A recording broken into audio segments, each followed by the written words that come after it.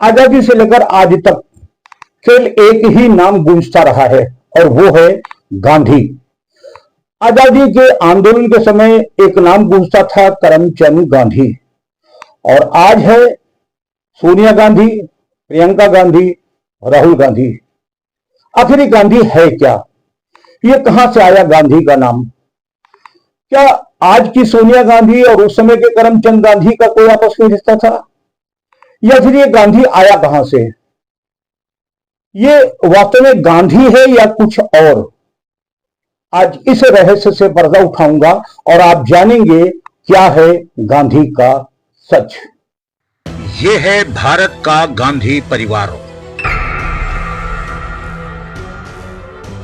क्या आप जानते हैं कि इनके पास गांधी सरनेम कहां से आया? अगर नहीं तो आज आप इस सच्चाई को इस कार्यक्रम में जानेंगे।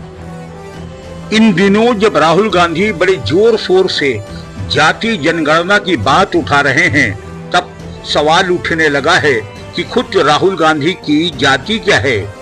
हालांकि पुराने जमाने में राहुल गांधी ने कोट के ऊपर पहने जनेऊ को दिखाते हुए कहा था कि वे कौल ब्राह्मण हैं, किंतु क्या ये सच है? नहीं, यह बिल्कुल सच नहीं है। इस सच को जानने के लिए थोड़े इतिहास के पन्नों को पलटना पड़ेगा। शुरुआत होती है देश के पहले प्रधानमंत्री जवाहरलाल नेहरू से। जवाहरलाल नेहरू की बेटी इंदिरा, जो अपने जमाने में अपने पिता के सरनेम नेहरू लगाती थी, यानी इंदिरा नेहरू, किंतु विवाह के बाद वे अचानक नेहरू से गांधी हो गई, यानी इंदिरा गांधी। इसके पीछे की कहानी बड़ी रोचक है। हम आपको लिए चलते हैं आजादी के संग्राम के समय। 1947 से पहले जब इस देश में आंदोलन चल रहा था, चारों तरफ इनकलाब जिंदाबाद के नारे बुलंद हो रहे थे। आंदोलन चरम पर था। बात 1930 की है, जब एक बहुत बड़े आंदोलन में पंडित जवाहरलाल नेहरू की पत्नी कमला नेहरू भी शरीक हुई थी और अचानक भीड़ में गर्मी लगने के कारण वो बेहोश होकर गिर गई। उस समय उनकी मदद एक तेज तर्रार युवा और जोशीले नेता फिरोज ने उनको संभाला, उन्हें पानी पिलाया, उन्हें ठंड में बैठाला और बाद में वो गाड़ी से लेकर उन्हें घर तक छोड़ने भी आए।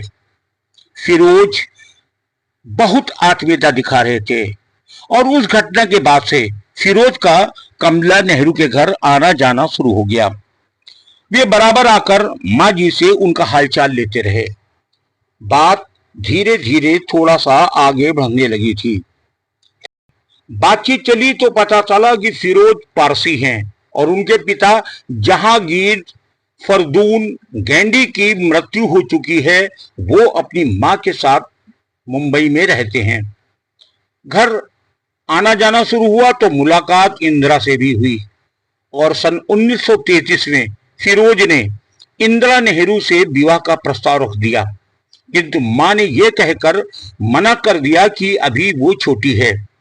परंतु सबकी मर्जी के खिलाफ सन 1942 को फिरोज और इंदिरा ने विवाह कर दिया।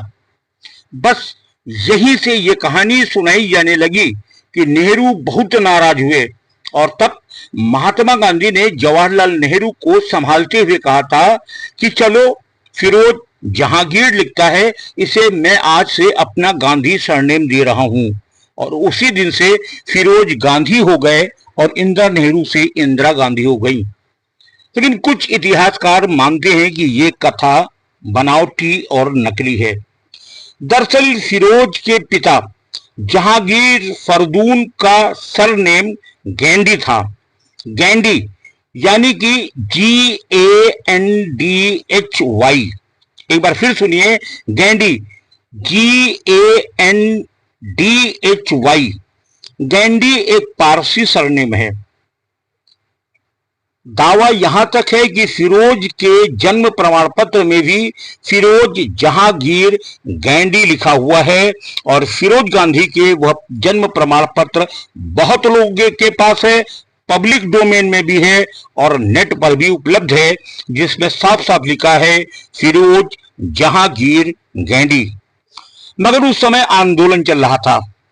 फिरोज जहांगीर एक तेज तर्रार युवा नेता तो थे ही थे, पत्रकार भी थे, बहुत अच्छा लिखते थे और बहुत अच्छा बोलते थे।